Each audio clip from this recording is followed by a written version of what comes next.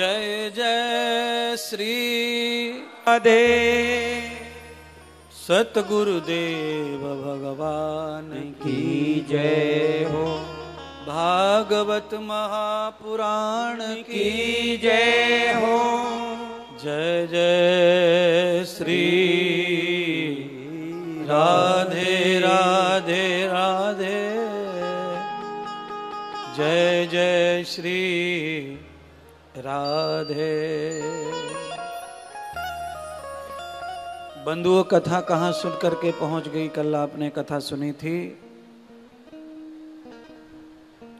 महाराज परीक्षित का कैसे जन्म हुआ, पांडवों का कैसे उद्धार हुआ,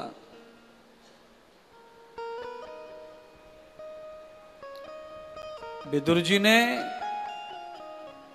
गांधारी, धृतराष्ट्र, कुंती और संजय इतने लोगों का उद्धार किया। विदुर जी ने, कुंती भी चली गई थी उनके साथ।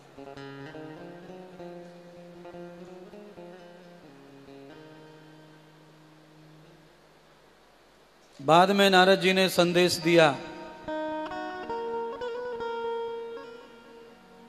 कि उनकी गति हो गई। फिर नारद जी के साथ पांडव चले गए।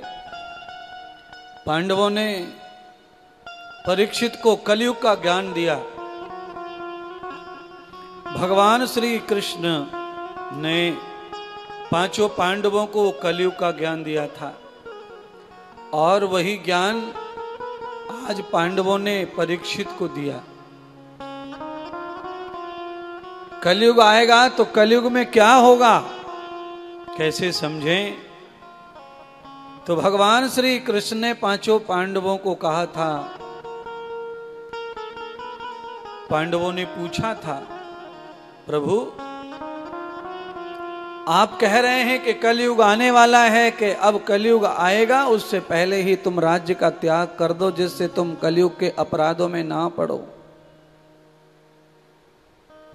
और बिल्कुल सच बात कही भगवान ने। मैं भी आपको भगवान की बात ही कहना चाहता हूं कि कलयुग भयंकर आ रहा है। आप जल्दी से जल्दी त्याग करो संसार का और सीधा भगवान का ध्यान करो। ये जो तालियां बजी हैं, ये अच्छी बात के लिए बजी हैं कि सुधरने के लिए बजी हैं? तो बताओ।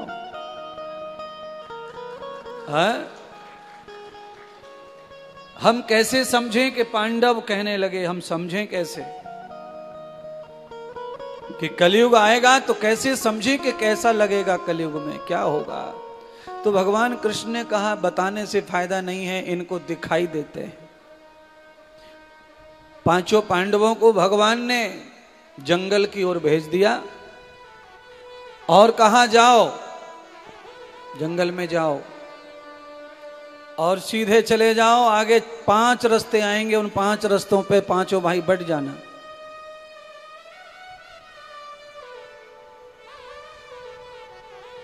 पांचों भाई चले गए।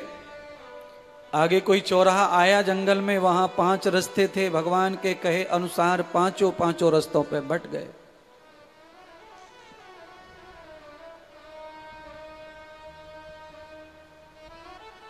धर्मराज, युधिष्ठिर, भीम, अर्जुन, नकुल और सहदेव पांचों ने पांचों रास्तों पे अलग अलग चीजों का दर्शन किया।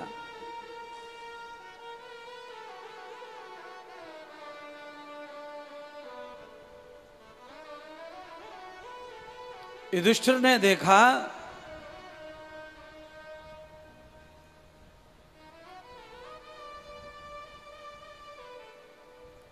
कि एक पक्षी जो बहुत सुंदर कलर का है, सफेद है,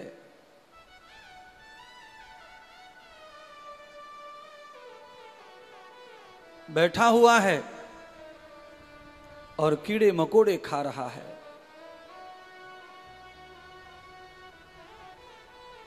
भीम ने देखा अपने रास्ते पर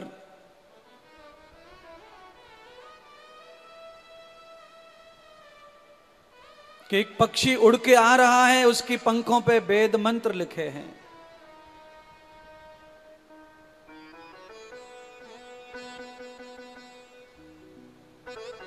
अर्जुन ने देखा कि 7 कुआं हैं, 6 कुआं पानी से भरे हैं और 1 कुआं सूखा, बीच में सूखा पड़ा है। नकुल ने देखा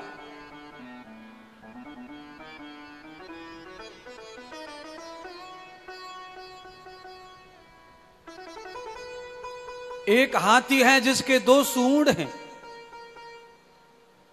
सहदेव ने देखा कि एक बहुत बड़ा पत्थर ऊपर से गिरा है और एक छोटी सी पहाड़ की उगने वाला जो पौधा एक छोटे से पेड़ के डाली से आके टिक गया है। इतना बड़ा पत्थर, जिस पत्थर को बड़ी बड़ी चट्टानें रोक नहीं पाई, उस पत्थर को एक छोटी सी डाल ने रोक लिया है।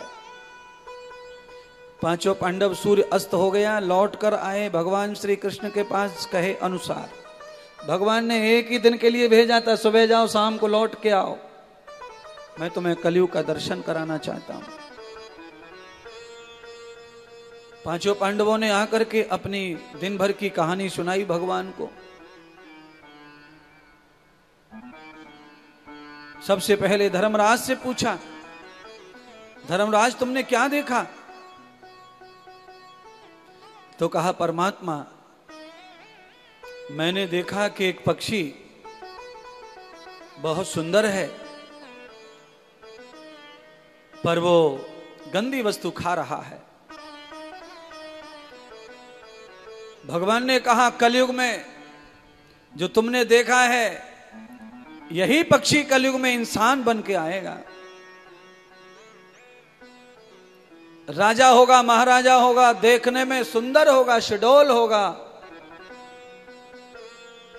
पर इसका खान पान इसकी सुंदरता से बिल्कुल विपरीत होगा।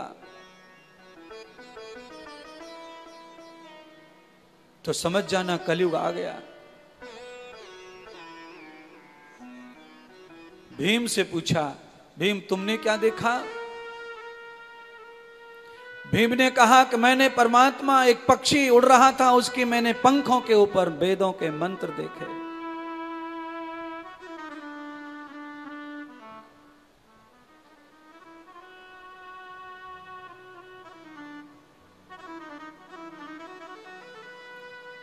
कलयुग में यही होगा। ये पक्षी अपनी पंखों के ऊपर जिस प्रकार से तुम्हें मंत्र दिख रहे थे, ऐसे ही कलयुग में लोग अपने ज्ञान को समाज के ऊपर थोपने की कोशिश करेंगे।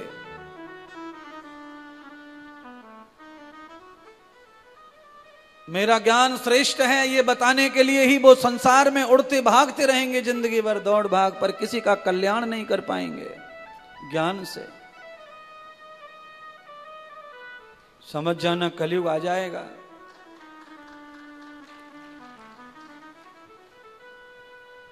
अर्जुन से पूछा, तुमने क्या देखा? मैंने कहा, महाराज मैंने 7 कुआं देखे, 1 कुआं खाली और 6 भरे हुए।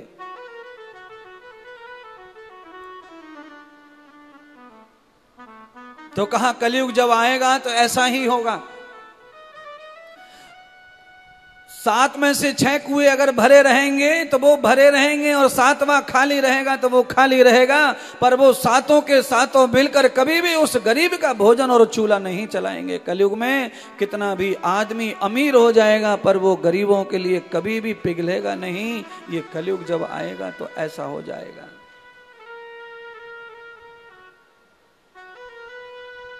अमीर अमीर हो जाएगा, अमीर में दयालुता नहीं बचेगी, अमीर में करुणा नहीं बचेगी, अमीर गरीबों को प्रसाद नहीं करेगा, अपनी अय्यासियों में उड़ाएगा, अपनी बेटी के ब्याह में 10 करोड़ 100 करोड़ खर्च करेगा, पर गरीब के चूल्हे को कभी नहीं देखेगा। हमेशा कुआं खोदेंगे दूसरों के लिए। नकुल से पूछा, तुमने क्या देखा? भगवान मैंने देखा कि एक हाथी के 2 सूंड। तो भगवान कहने लगे, जब कलयुग आएगा तो आदमी जो बोलेगा वो कभी नहीं करेगा, और जो करेगा वो कभी बोलेगा नहीं। आदमी 2 मुखी रहेगा कलयुग में, 1 मुखी नहीं रहेगा। जो बोल रहा है वो करेगा नहीं, इसलिए कलयुग में क्या होता है आप सब जानते हैं। तीसरा, तुमने क्या देखा सहदेव? महाराज मैंने देखा एक बड़ा सा पहाड़ गिर गया और अनेक पहाड़ों ने उसे रोकने की कोशिश की, पर वो पहाड़ का पत्थर रुका नहीं और एक छोटे से पेड़ की डाली से वो पत्थर आके रुक गया। भगवान कृष्ण कहते हैं सहदेव, ये बड़ी से बड़ी चट्टानें जिस पत्थर को रोक नहीं पाई, उस पत्थर को छोटी सी टहनी ने रोक लिया। कलयुग में यही होगा, बड़े से बड़े संकट, बड़े से बड़े पावरफुल लोग रोक नहीं पाएंगे और उसे कलयुग में केवल हरि का नाम ही रोक पाएगा। कलयुग में ये होगा। इसीलिए गोपिल गोस्वामी तुलसीदास भी लिखते हैं, कलयुग केवल नाम आधारा, सुमिर सुमिर नर उतरऊं। राम का नाम छोटा सा ही कलयुग में हमारी बड़े से बड़ी विपताओं से मुक्त करेगा महाराज। इसीलिए बंधुओं, पांचों पांडवों ने यही बात परीक्षित को भी बताई। और आचरणहीनो न पुनंत वेदः, पांडवों ने आचरण किया, कलयुग नहीं आया उनकी लाइफ में, पहले ही उनका कल्याण हो गया। अब परीक्षित उस बात का आचरण करेंगे कि नहीं करेंगे, ये तो कथा बताएगी। परीक्षित महाराज ने पांडवों की कलयुग का जो दर्शन कराया था उसका आचरण नहीं किया। परीक्षित हरि भजन नहीं करते थे। पांडव समझा के गए थे, सिखा के गए थे कि त्रिकाल संध्या यज्ञ करना, प्रजाजनों को खिला के खाना, प्रजा सो जाए तब सोना, राजा का यही धर्म है। पर परीक्षित ने जो कुछ करना था किया, पर सारी आज्ञा नहीं मानी। परीक्षित का जल्दी सामना हुआ कलयुग से। आप ध्यान करना, माता पिता की संपत्ति का जो बालक भोग करता है उसका सामना कलयुग से जल्दी होगा। आप में से कोई भी बालक बैठे होंगे या आपके बालक बैठे होंगे, आप सब निर्णय निकाल लो अंदर ही अंदर। जो बालक माता पिता की कमाई का भोग करता है, मौज मस्ती करता है, उसकी लाइफ में कलयुग शीघ्र अति शीघ्र आता है। कलयुग आने का मतलब है बुराई आना, लड़ाई आना, झगड़ा आना, दारू आना, हिंसा आना, गंदगी आना, चरित्रहीनता आना और बुरी बात आना, ये सब कलयुग है। माता पिता की कमाई का जो इस प्रकार भोग करेगा उसके जीवन में कलयुग का आगमन होगा। राजा परीक्षित ने माता पिता के राज्य को भोगा और भोगा तो कलयुग का सामना हुआ।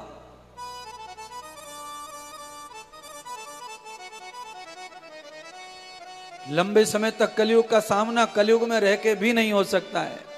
माता पिता की संपत्ति का लालच हटाओ मन में से, और माता पिता से पैसा लेके खर्च करते समय दर्द होना चाहिए, पीड़ा होनी चाहिए कि पिता कैसे कमाते हैं, माँ कैसे कमाती है, कैसे घर चल रहा है और हम क्या कर रहे हैं। पर बालकों को चिंता नहीं है इस बात की। बालक अपनी मस्ती में, मौज में। पिता की परिस्थिति नहीं है कि मोबाइल खरीद के बच्चे को दे। बच्चा लड़ रहा है, नाराज हो रहा है, उसे मोबाइल होना। और बच्चों पे अब आजकल एक ही बहाना रह गया, और वो बहाना क्या है? पढ़ाई।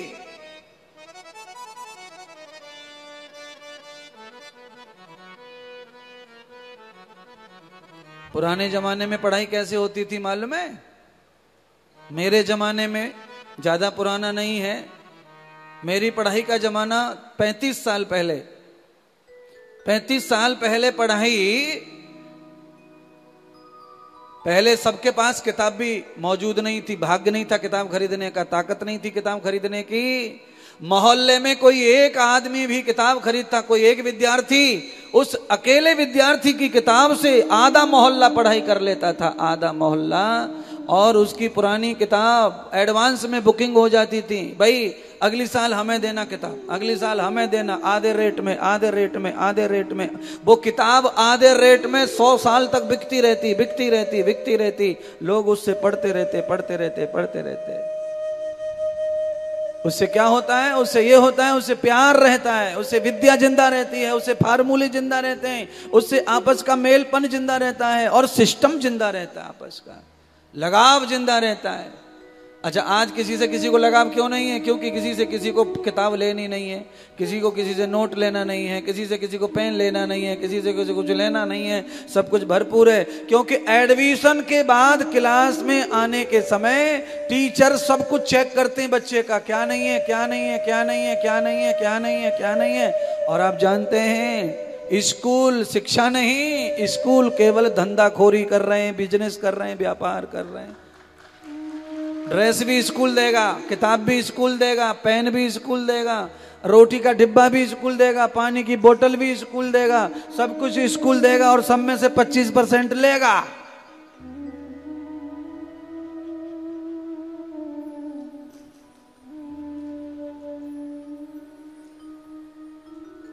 अब इसको कैसे कहें सरस्वती का मंदिर?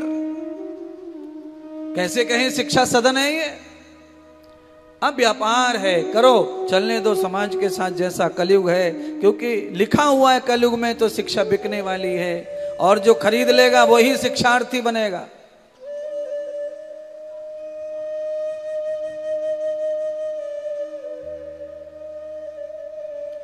आज भी बिना पैसे के पढ़ाई हो सकती है, नंबर 1 A1 प्रथम श्रेणी की आज भी हो सकती है, कोई चाहे तो करना। आज भी आप नंबर 1 आदमी बन सकते हैं। बदला कुछ नहीं है, सब कुछ वही है, चंदा वही है, सूरज वही है, धरती वही है, गंगा वही है, समुद्र वही है, रोटी का अन्न वही है, कुछ बदला नहीं है। बदला क्या है? मानव का तंत्र बदला है, मनुष्य की अपनी दिनचर्या बदली है, प्रकृति का सेम टू सेम है सब कुछ। और परिणाम कौन भोग रहा है? तंत्र भोग रहा है, जो बदला वही भोग रहा है। चिड़िया को कोई फर्क नहीं पड़ रहा है, चाहे कलयुग आ जाए, चाहे द्वापुर आ जाए, चाहे त्रेता आ जाए, कोई फर्क नहीं पड़ रहा हाथी को। उसके लिए सारे युग बराबर है, पर मनुष्य के लिए हर युग का अलग अलग अनुभव है।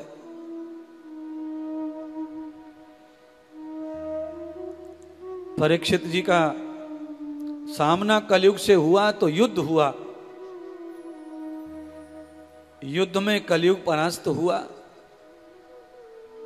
कलयुग चालाक होता है, कलयुग ने माफी मांग ली, पैर पकड़ लिए और कहा कि मुझसे गलती हो गई, आपके राज्य में आया, पर मैं अब आ गया हूं तो मुझे रहने के लिए कहीं जगह दे दो। मैं कोई उधम नहीं करूंगा, मैं कोई हिंसा नहीं करूंगा। राजा परीक्षित की बुद्धि दूषित हो गई थी कलयुग का स्पर्श होने से। राजा ने 4 जगह बताई कलयुग को रहने के लिए। सबसे बुरी जगह है मदिरा, दारू में। और आप ध्यान कर लेना भाई साहब, जहां दारू खुल के पी जाती है वहां कलयुग भी खुल के तांडव कर रहा है। जहां दारू पीने में शर्म और संकोच, लाज शर्म है दारू पीने में, वहां अभी कलयुग आधा ही आया, आधा बाकी आना। और वो भारत की धरती है, यहां आधा कलयुग आया, आधा भी नहीं आया है। पर जहां दारू तांडव कर रही है खुल के, वहां पूरा आ चुका है।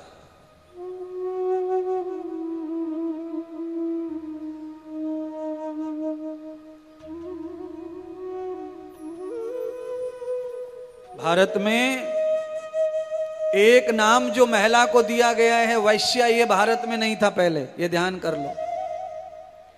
ये शब्द महिला को किसने दिया है? वैश्या शब्द का कहां से जन्म हुआ? अंग्रेजों के जन्म हुआ, अंग्रेजों के काल से।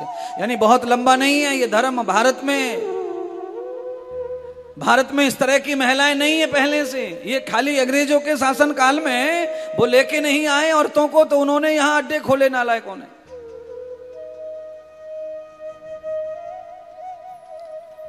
उससे पहले सब नहीं है। उसके बाद में अंग्रेजों के काल में ही भारत के बड़े बड़े ठाकुर, बड़े बड़े छत्री, बड़े बड़े सेठ साहूकार इनके अधीन हो गए, शौकीन हो गए अंग्रेजों के साथ में। फिर ये सारी परंपराएं इनमें आ गई राजा महाराजाओं में। स्वामी महर्षि स्वामी दयानंद जी का कैसे मरण हुआ? अजमेर के राजा को ही तो उन्होंने देख लिया था वैश्या के साथ में।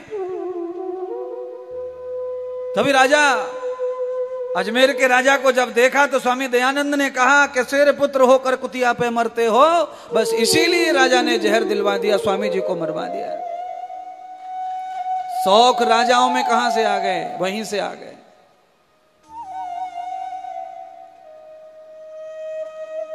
यस्त्र पूज्यन्ते नारी रमन्ते तत्र देवता का देश है भारत देश। यहां सीता गार्गी जैसी महिलाओं का जन्म हुआ है। यहां जगह नहीं रही पहले कभी इस तरह की, पर अब ये सारी चीजें हैं क्योंकि कोई छोड़ गया तो है। भारत में चाय नहीं थी, चाय छोड़ गया। कोई दारू नहीं थी, दारू छोड़ गया। ये नहीं था, तंत्र खराब, औरतों का नाम खराब नहीं था, ये सब छोड़ गए, आ गए, छोड़ गए, चले गए। पर ये कोई बात नहीं है।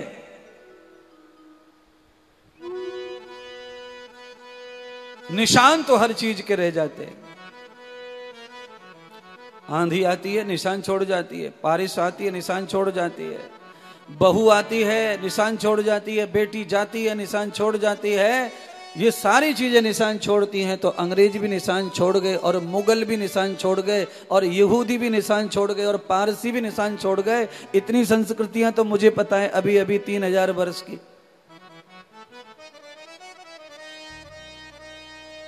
सबके निशान भारत में, और सबका असर हिंदू के ऊपर है, क्योंकि सब तरफ से हिंदू का ही नुकसान हुआ है। हिंदू ही बदला, हिंदू ही बना है। पारसी, बौद्ध, जो कुछ बना वो हिंदू बना है, क्योंकि सनातन के अलावा दूसरा तो संसार में कुछ था ही नहीं।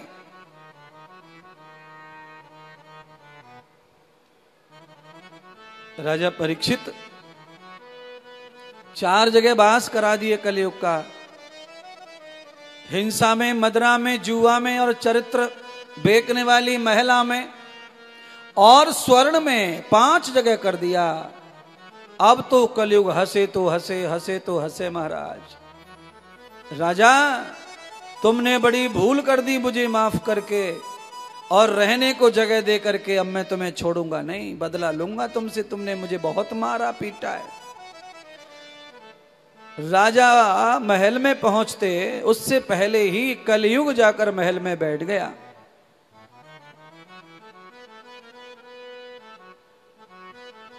कलयुग कहां बैठा? राजा के महल में, कुबेर के खजाने में, एक बॉक्स में, मुकुट में बैठ गया जाकर के। मुकुट अच्छा नहीं था, मेहनत परिश्रम का राजा का हक नहीं था उस पे। और आप कल्पना करें, सोना मैं पहनता हूं, तुम भी पहनते हो, सब पहनते हैं, चिंता करने की जरूरत नहीं है। जिस सोने के ऊपर हमारा हक नहीं है और वो सोना हमारे हाथ लग जाए, उसमें कलयुग आ जाता है। बस इतना ध्यान रखना है। जो सोना तुम्हारे हक का है उसमें कलयुग कभी आएगा नहीं, कलयुग कभी वास नहीं करेगा उसमें। इसीलिए कभी भी पति के पैसे चुराकर सोना ना खरीदें, कभी पैसा से सोना ना बनाएं। महिलाओं की गंदी आदत है ये। वो थोड़ा थोड़ा कोर्चा करती हैं, हालांकि वो घर ही बना रही हैं, घर ही बचा रही हैं, पर है तो चोरी वो। जब वो 500 रुपए तुमने खर्चे से बचाए, कुछ भी किया, पेट काटा, जो किया, पर पति को नहीं बताया, ये गलत है। कमाई पति की है, तुम्हारा हक पति पर पूरा है, पर पति से कोई भी चीज छुपा के करना क्यों करना, किस लिए करना? बस इस सोने में कलयुग आता है। इसीलिए महिलाओं के नथली कुंडल खोते ही रहते, रोती रहती है महिला, रोती रहती है हमेशा। ये खो गया, वो खो गया, ये खो गया, वो खो गया। क्यों नहीं खोएगा? 4 साल से लगातार पति के 500 खो रहे हैं। शनिवार रविवार को वो रोता फिर रहा है, भाई 500 रखे थे कहाँ गए, 1100 रखे थे कहाँ गए, 1400 में से 3 ही दिख रहे हैं, ये गए किधर? कम कैसे हो रहे हैं रात और दिन? तो जैसे पति ढूंढता जरूर है पर रोता नहीं है, पर तुम्हारा कुंडल खोएगा तो औरत रोए बगैर ना रह सके। औरत का धर्म ही है, कुछ भी खोया तो रोती है वो सबसे पहले, चाहे मिले चाहे ना मिले। एक बड़ी सेठानी का खो गया था। पहली कथा में 5-6 महीने पहले कथा हुई थी। दुनिया भर को माल, पर बस औरत की जाति जो ठहरी। किसी ने चैन मार दी आरती में। अब रोवे सो रोवे सेठानी टकरावे, हाय हाय करे। और मैंने कहा इतना बड़ा एम्पायर, इतनी बड़ी दुनिया नौकर चाकर काहे के लिए रो रही है, मर रही है 50,000 रुपए के लिए। पर ना, महिला का स्वभाव है, धर्म है कि उसकी वस्तु से उसे लगाव है, और पुरुष का धर्म है कि उसकी वस्तु से उसे लगाव है। बस इतना है कि पुरुष दुखी होता है, थोड़ा रोता धोता नहीं है। महिला दुखी होती है तो आंसू भी दिखाई दे जाते हैं। महिला को वस्तु से लगाव ज्यादा होता है, पुरुष को वस्तु से लगाव कम होता है। महिला दिन भर कटोरी थाली चम्मचन्नी टटोरती रहे और पुरुष खा के सरकाए के चले हो जाए। बताओ तो सही, पुरुष खाकर क्या करता है चम्मच कटोरी का? अच्छा, महिला क्या करती है? दिन भर समेटती रहे, पति के पास में से उठा के वहां रखेगी, वहां से फिर मोरी पे धोवेगी, फिर धो करके फिर कहीं और रखेगी, फिर सुखाएगी, फिर वहां जमा करेगी, रात वाले फिर खानो फिर वहां पे लगाएगी, सेटिंग करेगी। बस दिन भर कटोरी चम्मच, कटोरी चम्मच, कटोरी चम्मच। अरे माँ क्या हो गया? मैंने तो सवेरे 11 धरी के चम्मच, अब तो यहाँ 9 ही दिख रही है। हाय राम, बताओ 7 रुपए की चम्मच पे बीपी हाई है जावे या औरत को। इसीलिए औरत को गृहिणी कहा गया है। घर की रखवाली औरत से ज्यादा कोई कर सकता नहीं है। हाँ महाराज, जिनके घर में अम्मा हो, सास हो, उन्हें तो घी पिलाओ, जिंदा ज्यादा रखो। ये पक्की रखवाली करने वाली हो मैं दादी अम्मा, इनको घी पिलाया करो, सास इनको और अम्मन को। बाबा मरे तो मर जान दो, ये काऊ काम को ना रहे वे। दादी ये कस के पकड़ के रखो। दादी अगर घर में है तो मैं आपको बताना चाह रहा हूं, आप सोशल मीडिया पे देख लो, बड़े से बड़े कोई कंपनी हो डाकुओं की, वो भी काम ना कर सके, दादी जिंदा है जब तक घर में घुस ना सके। महाराज कोई क्या बोलते हैं, बेटे से ज्यादा पोता प्यारा होता है, और मूद से ज्यादा ब्याज प्यारी होवे। तो दादी को ब्याज प्यारी है, दादी को पोता नातड़ुओं का घर उजड़ता हुआ नहीं अच्छा लगे, बसता हुआ बढ़ता हुआ अच्छा लगे। इसीलिए हे दादियों, हे सासों, हे अम्माओं, आशीर्वाद दो, दक्षिणा भेज दो, तुम्हें जिंदा रखने को कथा सुना रहा हूं।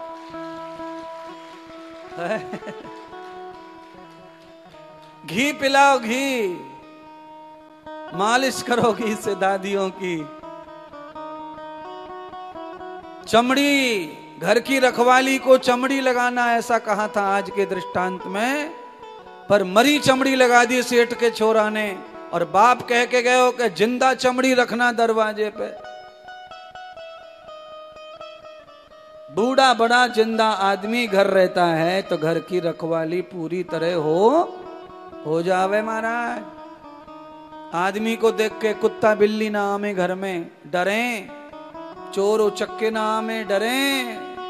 चाहे दादी अपाए पड़ी है खटिया में, पर है इतना ही बहुत है, क्योंकि कहावत है कि चोर के पांव मजबूत होते नहीं है। चोर के पांव बहुत कमजोर होते हैं। चोर घबरा जाता है, काहे से? खांसी से।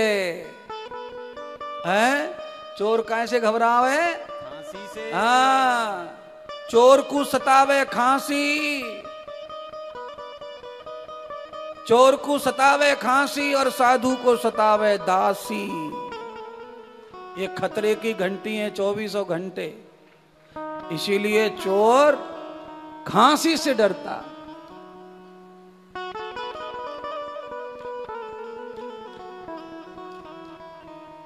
दासी, राजा महाराजा और रानी महारानियों के दासी ठीक है, पर महात्माओं को दासी की कोई जरूरत नहीं।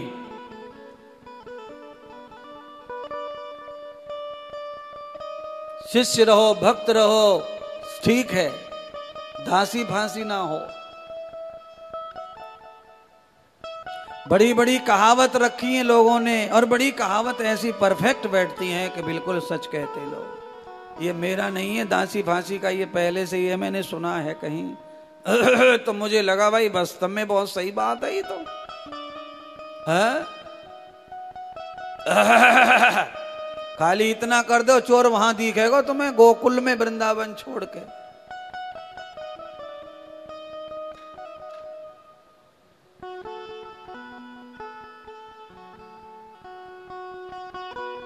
चोर को बड़ा खटका है आवाज का। परीक्षित लौट कर आए घर पर, अपने पूर्वजों का दिया ज्ञान बिसरा दिया। मैंने कहा ना परीक्षित ने आचरण नहीं किया था धर्मराज के उपदेश का। सीधा पहुंचा कुबेर के खजाने में, पहले माल देखा, मुकुट देखा, सोना हीरे मोती देखे भरे पड़े हैं। एक बक्सा पे ताला लटक रहा था तो उसने कहा ताला तोड़ो, इसमें क्या है। जैसे ही ताला तोड़ा उसमें बहुत सुंदर मुकुट रखा हीरे मोती का। धारण कर लिया राजा ने, राजा के सिर में कलयुग प्रवेश कर गया। उसी मुकुट में बैठ गया कलेश। इसीलिए चोरी की संपत्ति, छल की संपत्ति, बिना पुरुषार्थ की संपत्ति कभी आपको सुखी नहीं कर सकती। ध्यान करना, इतने बड़े बड़े धनवान पैसे वाले दुनिया में पड़े, पर इनके यहां जो मेहनत का पैसा है वही इनके काम आता है। बाकी ये सारा पैसा इनका यूं ही इलेक्ट्रिक ट्रांसफर होता रहता है, घूमता रहता है, घूमता रहता है, काम नहीं आता किसी के भी। जो मेहनत का है वही काम आएगा। 4 रोटी खानी है सुबह शाम, 2 कपड़े पहन रहे हैं, चैन से रहोगे। 4 बंगले 4 गाड़ी, बेचैन रहोगे। महात्मा बुद्ध यही कह रहे हैं अपने शिष्यों से कि जिनको चैन चाहिए वो 4 रोटी 2 कपड़े की इच्छा रखो, और जो बेचैन रहना चाहते हैं वो 2 बंगले 4 बंगले 4 गाड़ी की इच्छा रखो। जो 4 गाड़ी वाले हैं वो बेचैन, और जो 2 रोटी 2 कपड़े वाले वो चैन। समाज में कंपटीशन लगता है कभी कभी। मैं वृंदावन में रहता हूं तो मुझे भी कंपटीशन लगता है, पर जैसे मैं वृंदावन छोड़ के कथाओं में चला जाता हूं तो मैं कंपटीशन रहित हो जाता हूं बिल्कुल। फिर मुझे किसी से कंपटीशन नहीं है। फिर मेरे दिमाग में कोई कंपटीशन नहीं आता, कोई याद नहीं आता कि भाई उसका आश्रम ऐसा है, उसका ऐसा है, वो ये कर रहा है, वो कर रहा है, उसने ये ले लिया, उसने वो ले लिया। कोई द्वंद नहीं आता। पर जैसे ही वृंदावन में आए वो द्वंद आ जाता है सामने, कंपटीशन आ जाता है सामने। अरे उसने तो इतना बना दिया आश्रम, उसने तो ये कर दिया, उसने तो यहाँ गौशाला, उसने तो वहां फलाना, उसने तो ये हॉस्पिटल, उसने तो वहां मंदिर। बस ये बीमारी दिमाग में घुस जाती है। पर कंपटीशन समाज का नियम नहीं है। कंपटीशन से आदमी परेशान रहता है, बेचैन रहता है।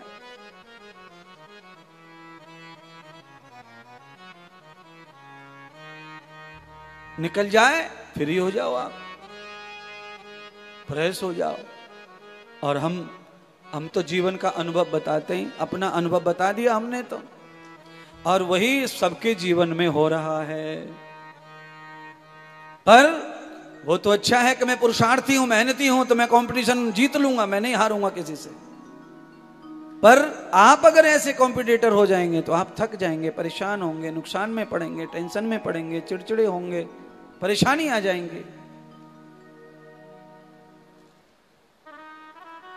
बल के साथ में लड़ो। अगर बल है तो लड़ो, करो मेहनत, पुरुषार्थ करो। नहीं तो महात्मा बुद्ध की बात सबसे अच्छी है, अपने में जियो, 4 रोटी और 2 कपड़े का ध्यान रखो, हमेशा शांति से जियोगे, खुश जियोगे, आनंदित जियोगे। अगर चुपड़ी को देखकर जी ललचाता है तो आदमी कभी चैन से रह सकता नहीं है। चैन नहीं रहेगा उसके जीवन में। कली शयानो भवति संजहानस्त द्वापरः। जैसे ही कलयुग सिर पर बैठा, राजा ने घोड़ा निकाल लिया, सवार हो गए राजा, धनुष तान लिया। राजा परीक्षित ने कलयुग को जहां जहां रहने के लिए जगह दी, कलयुग वहीं वहीं खींच के राजा को ले जा रहा है। इसीलिए मेरे कहने से अगर आप बात मान लें और मेरे ऊपर भरोसा करते हो कि गुरुजी एकदम सही बताते हैं चाहे कुछ भी हो जाए, तो बात सुन लो। दारूबाज, अंडाबाज, जुआबाज, गंदाबाज, ये चाहे कितना भी रिश्तेदार हो पर ये घर की चौखट चढ़ना नहीं चाहिए, नहीं तो ये कलयुग तुम्हें खींच खींच के ले जाएगा। जहां जहां वो जाता है वहां वहां सब जगह तुम्हें घुमाएगा। इसीलिए गांठ मार लो। ए टीवी पर बैठ रहे सुन रहे हो, ध्यान से सुन लो। अब आधे लोग तो अंडाबाजी सुन रहे हैं, आधे दारूबाज सुन रहे हैं कथा टीवी पे। कथा जो सुनते हैं वो खाते पीते वाले भी सुनते हैं। अब वो कहेंगे बताइए तो हमारी पैर कटवारो बाबा। दारू पीवे, अंडा मांस खावे, जुआ सट्टा खेले, झूठ बोले, देश के साथ गद्दारी करे, ऐसे आदमी को देहरी के अंदर नहीं लेना चाहिए। नहीं तो ये सर पे बैठेगो, और सर पे बैठेगो तो घोड़े पे बिठावेगो, और घोड़े पे बिठावेगो तो निरपराधों को अपराध करवावेगो। कलयुग है या को नाम। तो महाराज कैसे लोगन को बुलावे घर पे?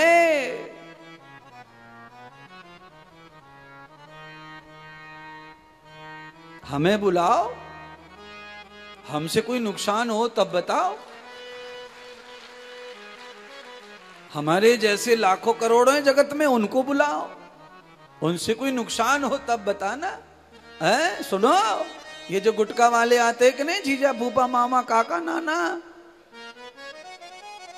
तुम्हारे नाश्ता को खाते हैं और तुम्हारे घर में गुटखा खा करके तुम्हारी बेसिंग में थूक के जाते हैं। और जो तुम्हारे बेसिंग को खराब करके जावे, बाकी तो टांगन तोड़ दो, न टूटे तो दोबारा ना आ जाए, कबू सौगंधे खा ले। First and last. बेसिंग जो खराब कर दे उसको फर्स्ट एंड लास्ट, चाहे वो अपनी बहन को क्यों ना हो पति। बहन तू रहे अपने घर और जीजा तो आना जाए घर हमारे, चाहे कछुआ जाए। पर ये समाज कहाँ है ऐसा? मेरी बात कौन मानेगो है? और ज्यादा जीजा ही बिगाड़ रहे हैं बेसिंग है ये, और ध्यान कर लियो जीजा साले ये दो ही बेसिंग बिगाड़ के जामे, सफेद कलर की लाल करके बिना पानी चलाए चले जामे छोड़ के। इसीलिए एक बार में जो दाग दगीलो कर दियो घर, बार बार क्या करेगा? इसीलिए जिनमें दाग हैं ऐसे लोगों को घर की देहरी चढ़ने मत दो। हाँ, राजा परीक्षित क्या कर दिए? राजा परीक्षित घर में ले आए कलयुग को। आ जाओ रह ले भाई, गरीब आदमी है तू, बाहर से आयो है, रह ले भाई, चल हमारी राजगद्दी ना, यहाँ रह ले, वहां रह ले, वहां रह ले। बड़ा मुश्किल हो जाता है। अच्छा, गलती मैं भी करता हूँ राजा परीक्षित की तरह। मेरे पास में भी कोई आ जाए तो मैं कहता सो जाए यहीं पे यार, कहाँ जाएगा, इतना बड़ा आश्रम है, यहीं सो यहीं खाओ। और कभी कभी इतना धोखा हो जाता है, पता चला कि वो फलानी के बैग को लेके छू हो गया, मोबाइल गायब हो गया किसी का बैग चोरी, बड़ा मुश्किल पड़ जाता है। कलयुग तो कलयुग है महाराज। आश्रय लेने के लिए जो आते हैं वो कभी कभी कलयुग का रूप होते हैं, उनमें अलग लक्षण होते हैं, ऐसे रोते हैं, बिलखते हैं, परेशान होते हैं। तो हम कैसे कहें कि तू मत सो हमारे यहाँ, कैसे कहें कि मत खा? ये काय के लिए? धरती सब भगवान की, क्या है हमारा इस पे? हम मर जाएंगे, चले जाएंगे, छोड़ जाएंगे, इसलिए इसका सदुपयोग हो। पर उनमें कभी कभी धोखा हो जाता है, पर वो धोखा हम सहन कर लेते हैं। धोखे के चक्कर में हम ऐसा नहीं करते कि बदल जाए, कि नहीं सोने देंगे, भागो भागो भागो। जाकी करनी बाकी भरनी। थोड़ा बहुत नुकसान होता है, इतना बड़ा नुकसान ये चटरपट्टू कर नहीं सकते। चप्पल चुरा लेंगे ज्यादा से ज्यादा, किसी का कपड़ा उठा ले जाएंगे, तौलिया या साबुन, इनकी औकात 10-15 रुपए की है, उससे ज्यादा कुछ है ना। ज्यादा ही हाथ मार दियो तो मोबाइल ले जाएंगे 5-7 हजार रुपए का, 20 हजार रुपए का, कुछ बात नहीं है। 150 नंबर चले जाएंगे, बस इतना है, बाकी तो कुछ नहीं कर पाएंगे और ज्यादा।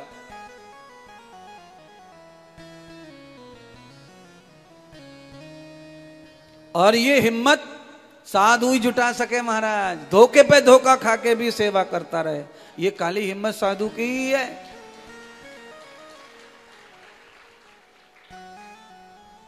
साधु का धर्म है दया, क्षमा, और वो साधु को करते रहना चाहिए। समय आने पर साधु को सावधान होकर के अपनी क्रियाओं को सुधार लेना चाहिए, पर अपनी दया, धर्म और शीलता का जो गुण है वो साधु को समाप्त कभी नहीं करना चाहिए। ऐसे ही भक्तों को चाहिए कि भक्त भी समय पर एडजस्ट करें, आपस में समझ लें और समय के अनुसार जैसी व्यवस्था हो वैसी व्यवस्थाओं का सम्मान करें। कभी अच्छा मिला, कभी नहीं अच्छा मिला, कभी ज्यादा मिला, कभी कम मिला। जब कम मिला तो ज्यादा को याद करो, उसका धन्यवाद करो, कम के लिए दुखी मत रहो। समय आएगा फिर ज्यादा मिल जाएगा।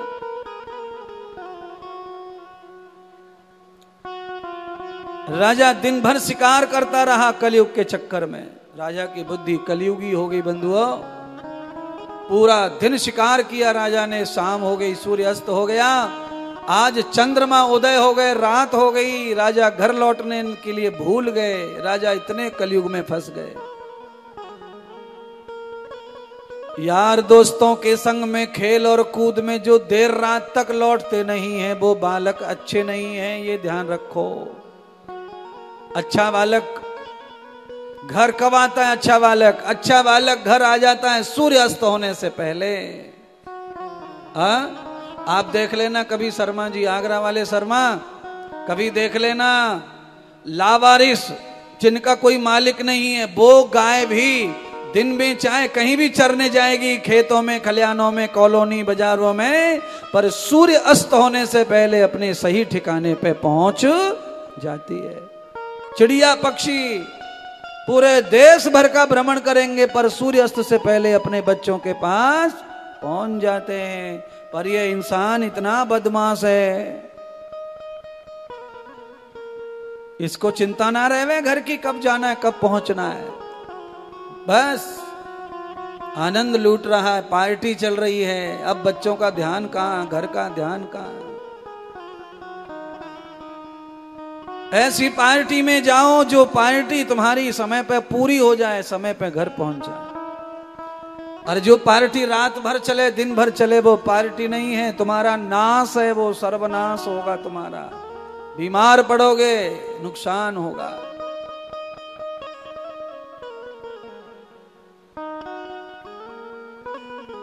सारी प्रकृति अपनी जगह लौट आती है। सूर्यास्त के समय मनुष्य को आना चाहिए, पर कभी बेहद परिस्थिति में ऐसा कुछ हो जाए तो कभी कभार एक आध बार क्षमा याचना करते हुए देर लेट हो जाए तो अलग बात है, पर रोज का रूटीन नहीं बनाना। छाया में जाओ और छाया में आ जाओ, उन्नति होगी, विकास होगा।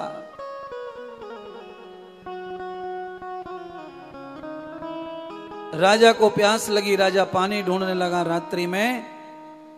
पानी रात में कहां मिले? जंगल में। कोई महात्मा साधुओं की कुटिया होती हैं जंगलों में, एक महात्मा की कुटिया दिखी, समक ऋषि की, वहां पहुंचे। दरवाजा खुला था। साधु को क्या दरवाजा लगाना था? ध्यान में बैठे साधु हजारों सालों से, पूरे शरीर पर दीमक आई है, ध्रुवा घास उगाई है। साधु महात्मा के कान बंद हैं, साधु अंतर्यामी अंतरात्मा में खोए हैं। राजा आवाज दे रहा है, अरे महात्मा, मैं चक्रवर्ती सम्राट परीक्षित हूं, मुझे पानी पिलाओ। अगर मुझे पानी नहीं मिला तो मेरे प्राण निकल जाएंगे।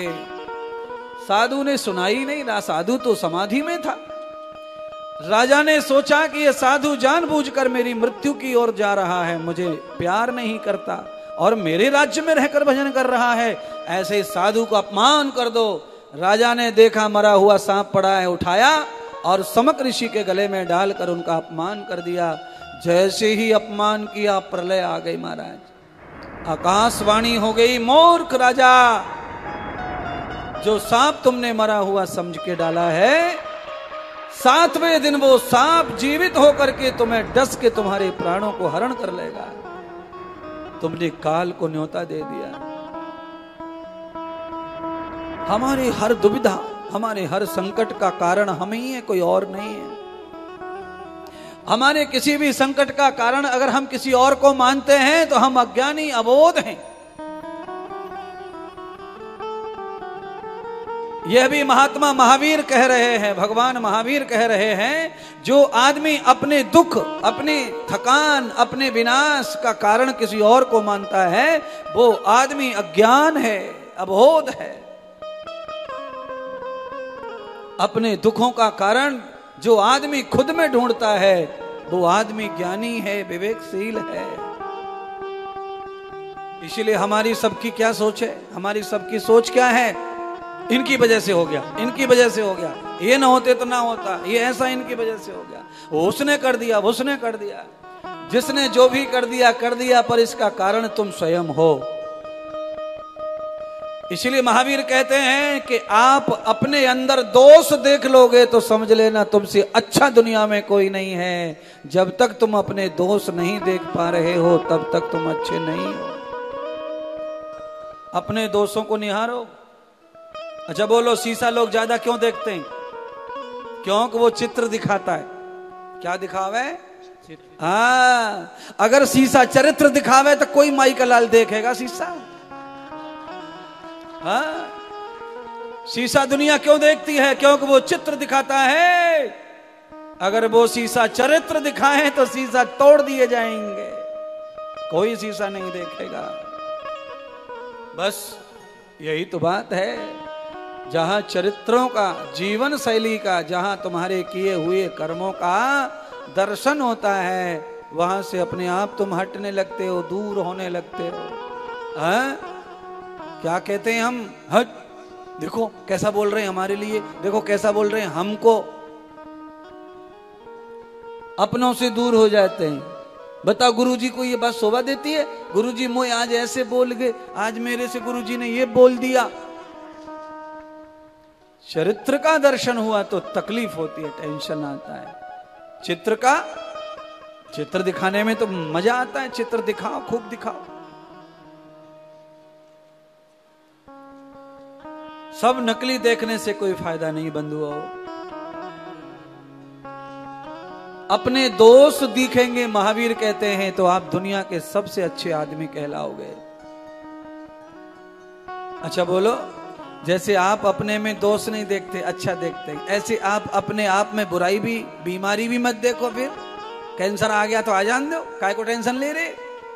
टीबी हो गया तो हो जान दो, काय को टेंशन ले रहे हैं? बीमारियां बिल्कुल पसंद नहीं है सबको। डॉक्टर साहब देखो, वो खांसी है गई, वो जुकाम है, वो कफ आएगा, वो फलानो है, वो दस्त लग गए, वो ये हो गए, सारी बुराइयां धर दी डॉक्टर के सामने। ले महाराज, क्यों? अगर ये नहीं रखी डॉक्टर के सामने तो फिर हम सुखी हो सकते नहीं है। सब चालाक बैठे हैं यहाँ कथा में महाराज। शर्म ना लगे फिर दस्त कहने में? डॉक्टर साहब मैं 40 बार जा रहा हूं, दस्त हो गए, और वैसे शर्म लगे? दरवाजा लगा के बैठे अंदर शौचालय में, शर्म के मारे। और डॉक्टर को बताने में शर्म ना लग रही महाराज। महाराज दिन भर कफ आवे, कफ, और वैसे थूकने में शर्म लगे? आदमी को बीच में 10-20 लोग बैठे हैं और कफ आ जाए तो वो थूके ना, मुंह में रखे 5 मिनट, इधर से उधर घुमाता रहे, उसे नचाता रहे। यही लड्डू गोपाल घूम ले, घूम ले, घूम ले, मौका मिला तो फेंक के मार देगा दीवार पे, नहीं तो अंदर ही पेट में दोबारा ले जावे थूके। इतना शर्मीलो है, इतनी सारी बुराइयों को छुपाता है, बीमारी ना छुपा सके। बीमारी छुपाई तो मरेगा, इसलिए जल्दी बतावे।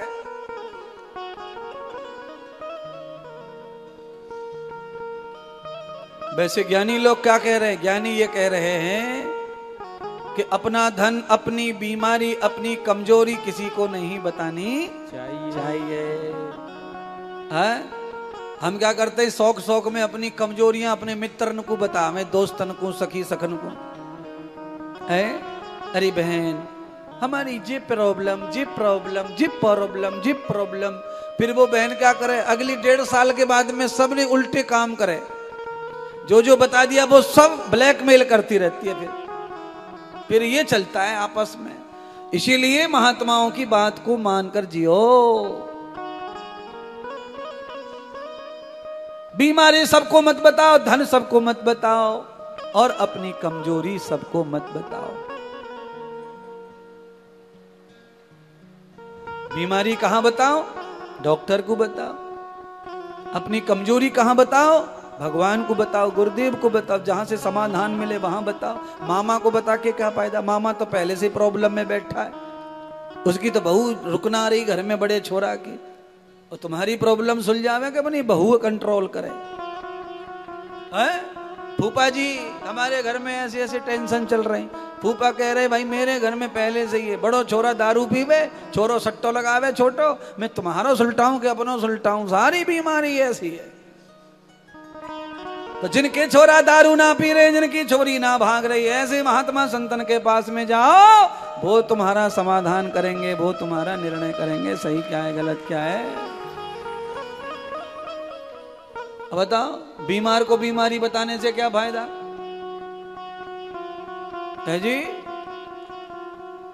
अंधा अंधे को कैसे रोड पार करावेगो? जो डूब ना जानता है, तैरना नहीं जानता, वो दूसरे को कैसे निकालेगो जमुना से?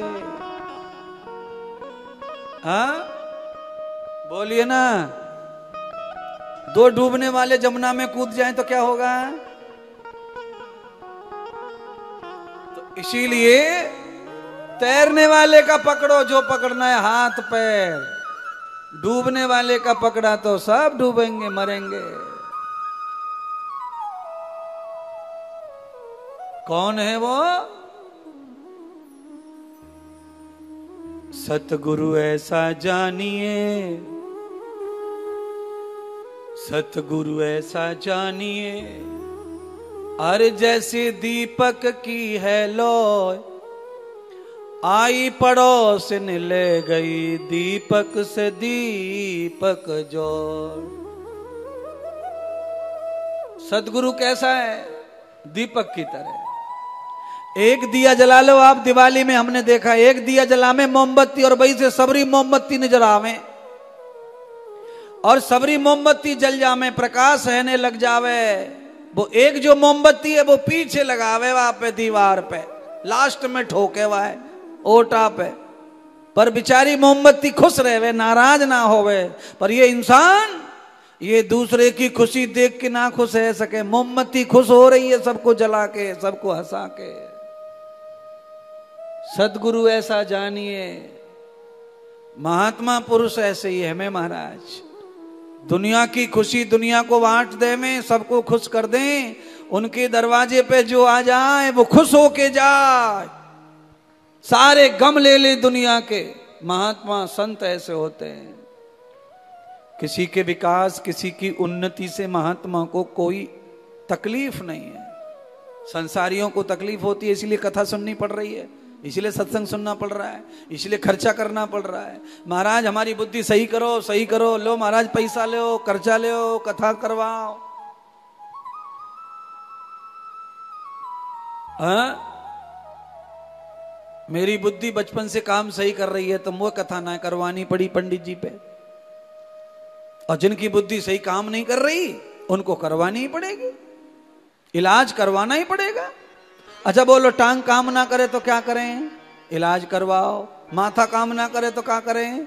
इलाज करवाओ। तो महाराज कथा में क्या इलाज है? कथा में ही तो पूरे इलाज है। सबरी दवाई तो ये कथा में रखी है महाराज। परम ज्योति हरि चरित्र धाम की, शुभ औषधि हरि चरित्र ज्ञान की। परम धाम, शुभ औषधि और परम ज्योति, ये भागवत ऐसी परम ज्योत है जो परम धाम ले जाती है, और ऐसी औषधि है जो भगवान के समस्त चरित्रों का दर्शन करा देती है। सारी बीमारी खत्म, उद्धार हो जाता है जिंदगी का। परीक्षित को श्राप लग गया, 7वें दिन मरना है। अब कोई मार्ग नहीं परीक्षित के पास में, कैसे बचे, क्या करें? पानी का प्यासा परीक्षित दिन भर का, रात में श्राप लगा तो और घबरा गया, डर गया। और श्राप दिया किसने? जिसका वचन कभी झूठा ना पड़ा, ऐसे महात्मा ने दिया, श्रृंगी ऋषि ने। श्रृंगी ऋषि का वचन श्रृंगी है, सत्य है, वो कभी झूठा ना पड़ेगा। कुछ महात्मा गाली दे जाए, महात्मा बहुत सारे महात्मा गाली देते हैं, कुछ दे और कोई फर्क नहीं पड़ता है, बकता रहता है। पर कोई महात्मा ऐसे ऐसे रहते हैं कि एक शब्द बोल दिया तो भस्म कर देंगे, तुमको जला देंगे, तुम्हारा संसार खत्म कर देंगे, तुम्हारा सारा कारोबार नष्ट कर देंगे, एक नजर डाल दी। ऐसे महात्मा आज भी इस वक्त भी मौजूद है, जिनके आशीर्वाद से अगर हमारा कुशल हो जाता है तो उनके श्राप से हमारा बुरा भी हो सकता है। जो महात्मा नौकरी लगा सके, जो महात्मा व्यापार चला सके, जो महात्मा बच्चे औलाद करवा सके, जो पिता माता बना सके, जो सेठ साहूकार बना सके, वो महात्मा तुम्हारी पगड़ी उतार सके, तुम्हें नीचा कर सके, छोटा कर सके, उसमें पावर है।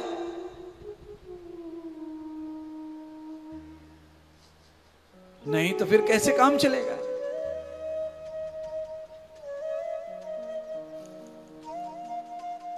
राजा परीक्षित ने नियम तोड़ दिया, अपने पूर्वजों की बात नहीं मानी। क्या बात नहीं मानी?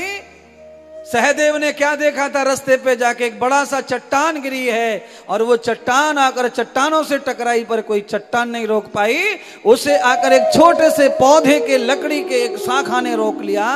वही बात राजा परीक्षित नहीं माने।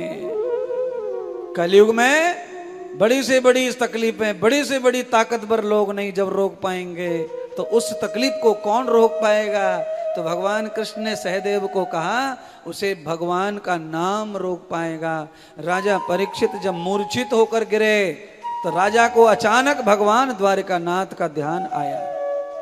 माँ की बात याद आ गई, दादी की बात याद आ गई। इसीलिए हे दादियों, हे माओ, अपने बच्चों को आंचल का दूध जब पिलाती हो, अपनी छाती जब चुसाती हो, तब अपने बच्चों को अच्छी अच्छी कथा सुनाया करो, अच्छी अच्छी बातें बताया करो। कुंती यही करती थी, द्रौपदी यही करती थी। उत्तरा को सिखाया था कि तेरे लाला को जब दूध पिलाए तो उसे कथा सुनाया कर, गोविंद की, कृष्ण की कथा सुना सुना के वो दूध पिएगा तो सब सीखेगा। माताएं आज भी करती हैं। बालक को दूध पिलाना है, बालक को सुलाना है, बालक को खिलाना है तो मोबाइल देती हैं। मोबाइल कर तो वही रही है जो कुंती करती थी, पर कुंती जीवन का ज्ञान देती थी बस, और ये गाने फाने लगा देती है। कर तो वही रही है, तरीका वही है, पर आइटम अलग है, प्रोग्राम अलग है, तरीका वही है। मोबाइल पकड़ा दिया है। 2-3 घरों में मैं गया तो वहां तो बच्चे बिना मोबाइल चालू किए दूध ही ना पी रहा। मोबाइल चालू करो, बगल में धरो, भाई गोद में धरो मोबाइल है, तब दूध गटके ही गटक बोतल है। अरे गो मैंने कही रहे ऊंट के बच्चा। और जब से भूख ना लग रही उसको, पीछे पीछे मम्मी घूम रही है, और जैसे मोबाइल दे दिया, मम्मी चूल्हे में जा, मर जा कोने में जाके, मम्मी की जरूरत ही ना।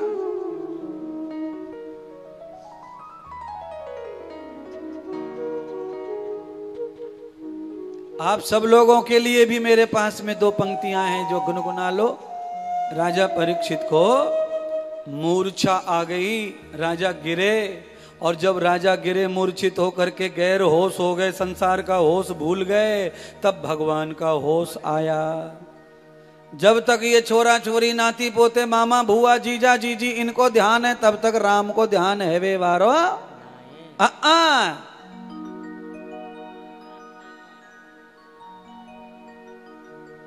बड़ी नंद आई है छोरी, सनू ने आ रहे, बड़ी नंद आ गई, और भाभी आई है परिक्रमा देवे वृंदावन की पूर्णमासी की। अब भाभी को मन ना लग रहा, परिक्रमा में फोन आ गया, बड़ी नंद आ गई है।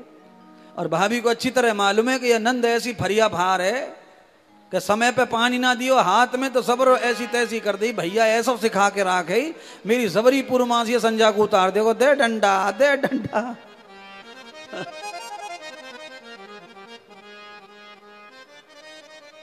क्या बताऊं? अरे लल्लू, एक आध बात ब्रज की कहनी पड़े भाई, जरूरी है गुरु। देखो ब्रज की बात सुनते सबके चेहरा खिल जाए, ब्रज की भाषा ही ऐसी है महाराज।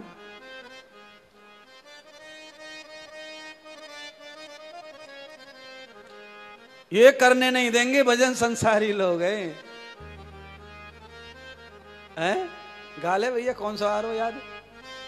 बांके बिहारी मेरे कुंज बिहारी, लागी है तुम संग यारी मेरे बांके बिहारी, लागी है तुम संग यारी मेरे बांके बिहारी, लागी है तुम संग यारी मेरे बांके बिहारी, लागी है तुम संग यारी मेरे बांके बिहारी, बांके बिहारी मेरे कुंज बिहारी, बांके बिहारी मेरे कुंज बिहारी, बांके बिहारी मेरे कुंज बिहारी, बांके बिहारी मेरे कुंज बिहारी, लागी है तुम संग यारी मेरे बांके बिहारी, लागी है तुम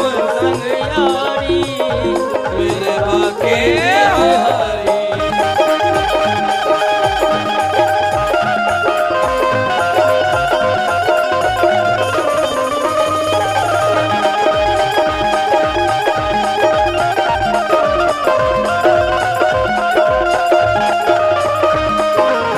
हरि बोल।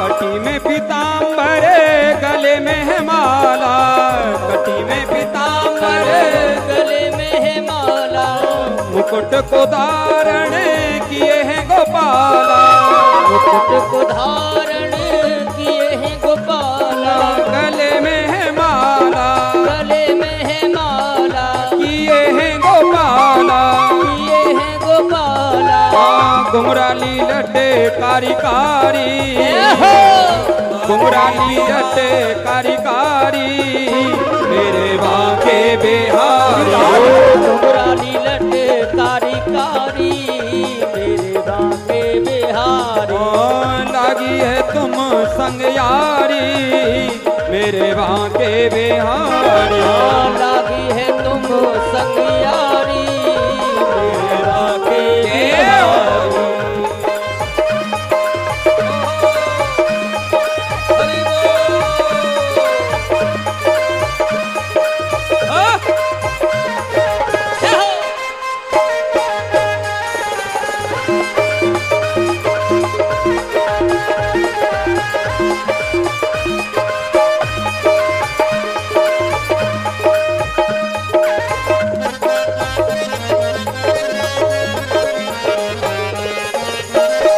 विराज है हरि बोल।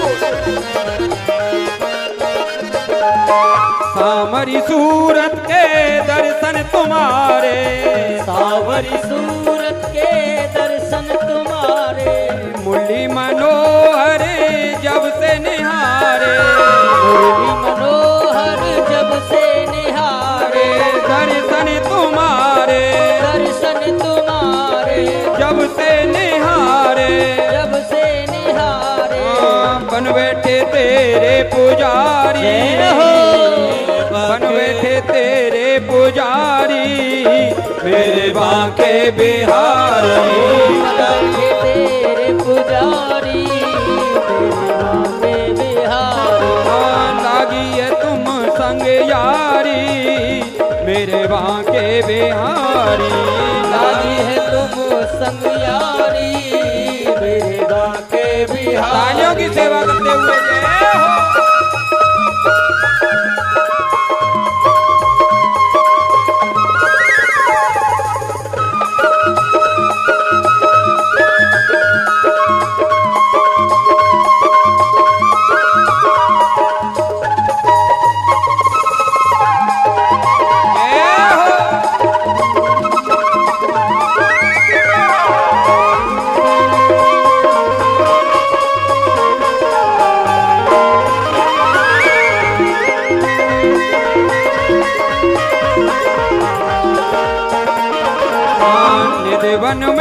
नित रास रचावे निधि वन में नित रास रचावे सब सखियां मिले गीत सुनावे सब सखियां संग गीत सुनावे रास रचावे रास रचावे गीत सुनावे गीत सुनावे नाचे है बारी बारी नाचे है बारी बारी मेरे बांके बिहारी नाचे है बारी बारी मेरे बांके बिहारी लागी तुम संग यारी मेरे बांके बिहारी लागी तुम संग यारी मेरे बांके बिहारी लागी तुम संग यारी मेरे बांके बिहारी लागी तुम संग यारी मेरे बांके बिहारी लागी तुम संग यारी मेरे बांके बिहारी लागी तुम संग यारी मेरे बांके बिहारी लागी तुम संग यारी मेरे बांके बिहारी लागी तुम संग यारी मेरे बांके बिहारी लागी तुम संग यारी मेरे बांके बिहारी लागी तुम संग यारी मेरे बांके बिहारी बांके बिहारी लाल की जय हो भागवत महापुराण की जय हो।